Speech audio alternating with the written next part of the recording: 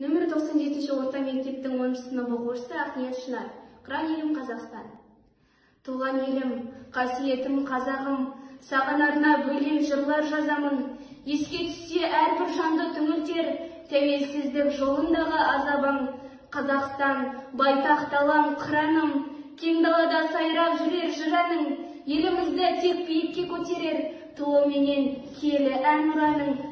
Бір кезде артта қалған Қазақстан, отарлап үн шығармай патша қысқан. Советтің боданынан шыққаннан соң, байлығы мен табысы белден асқан. Сан ұлттар мен ұлысқа болған пана, сендей дархан дана ел тек мұнда ғана. Дүбірлетіп тойлаймыз мерекеңді, қазағымсың кең байтақ дархан дала. Кең далалы, кең пейілді қазақпыз, құл емеспіз, тәуелсізбіз, азатпыз.